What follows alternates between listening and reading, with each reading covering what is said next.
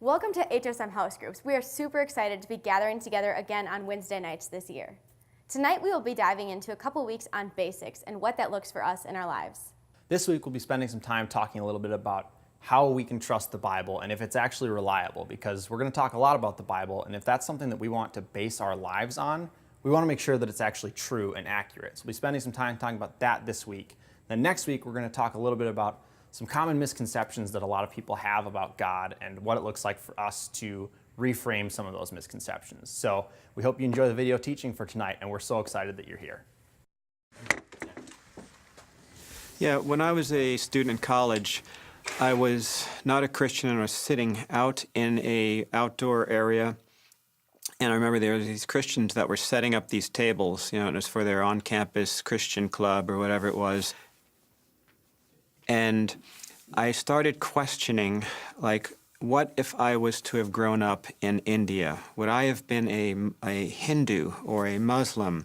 What if my parents were Muslim? Would I just then have adopted the Muslim worldview and the writings, of Muhammad? Like, what would have happened if I did not grow up in suburban America? And as I was looking at these college students that were putting out their pamphlets and their Christian, booklets and things that were out on the table, and they had some Bibles that were out there, I'm like, right, they're basing this information from the Bible. So how do we know the Bible itself, if that's where they're getting this information about Jesus and God from, what makes that religious document any different than a document that might be Hindu writings or Buddhist writings? Because they all seem to claim that they are the authentic truth.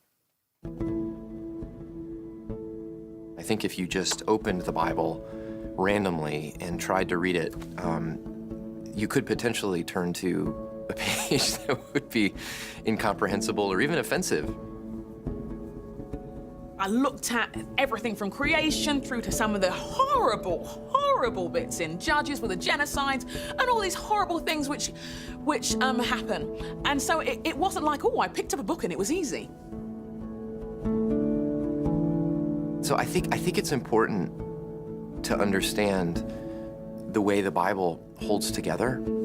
This is one book, but it's really a compilation of 66 books, right? Written by over 40 authors over like 1,600 years. And I think what puts the pieces of the Bible together for me is that really all of those 66 books are telling one story. And the fact that we have this one book that is written over such a long period of time by so many different people, and ultimately it all connects and points to Jesus.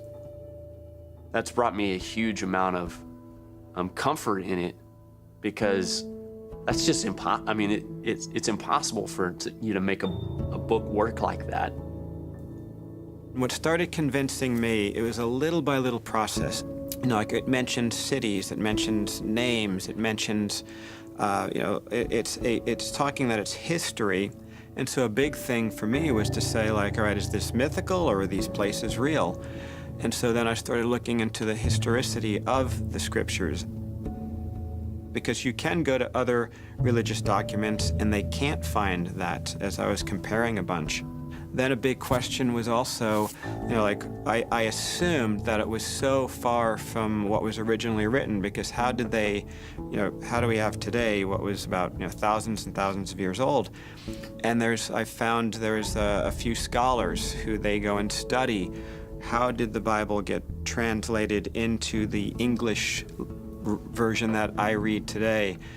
And the more I studied this, and that's what I was kind of very overwhelmed with, because the more I studied it, a lot of my thoughts of why I didn't want to believe it was from God, I began finding there's plenty of evidence to believe that it is trustworthy. Most amazingly, the people of Israel end up in exile in Babylon. And you would think that would be the end of Israel, because every other people that was conquered by Babylon just sort of, they were conquered, they were assimilated. We don't have any records of those nations. And yet, at the moment when this empire has taken over the people of Israel, these prophets arise and they say, God has not forgotten you. God has not forgotten his people.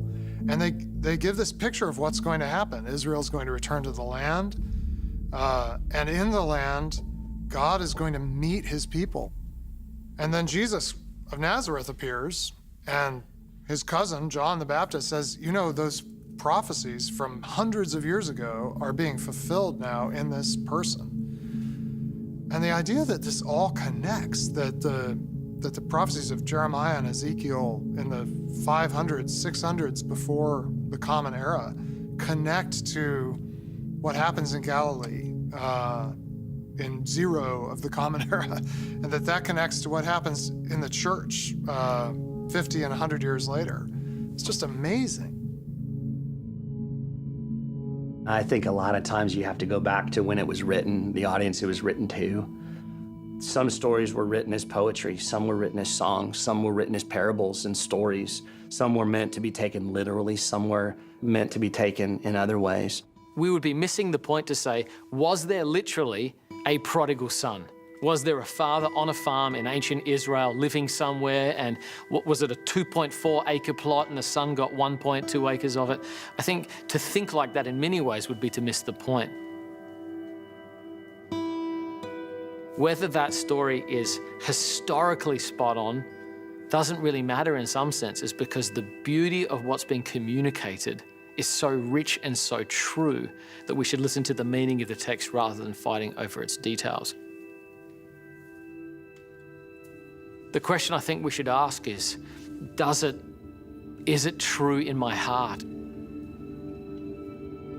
I was dyslexic as a kid and had never read a book in my life. My religious education teacher in school, she lent me a Bible, and I'd never attempted to read a book from cover to cover. I'd kind of compensated for dyslexia. And as I read the Bible, I felt as though I was encountering someone who really I kind of knew already. If there was anything mystical about Christianity, it's in that moment where something kicks on in me, something turns on where I read something about God and it brings me joy and comfort and delight. Or I read something that talks about what I'm like, and it sings and it stings at the same time. The Bible isn't just sort of like a manual so that you can feel better about yourself, but it actually comes to speak into my life about my relationship to money, about leadership, about my lust, about my relationship to others, about my thinking about people who don't share the same faith as I have. You know, it's referencing the history of people and how they lived their lives, and that's so applicable today, you know. One generation passing on stuff to the next generation and the consequences of that. There's a famous philosopher, his name is Alistair McIntyre, and he once said this. I love this quote. He says, the only way that I could ever answer the question, what am I supposed to do, is if I can answer the prior question, what story am I a part of? And you know, I think that's what the Bible is ultimately offering. It's offering a story. It's offering a better story, a story to help make sense of our crazy human existence. I mean, all of us are living in some story. The Bible having 4 basic plots, creation, fall, redemption, and renewal, they make up what it is that we long for as human beings. The explanation of sin, the need for grace and redemption, the hope of transformation, that we're not abandoned, that we're wanted, that injustice is confronted. All of the plots that make a story great in a secular format are actually the same thing that inform the storyline of the Bible.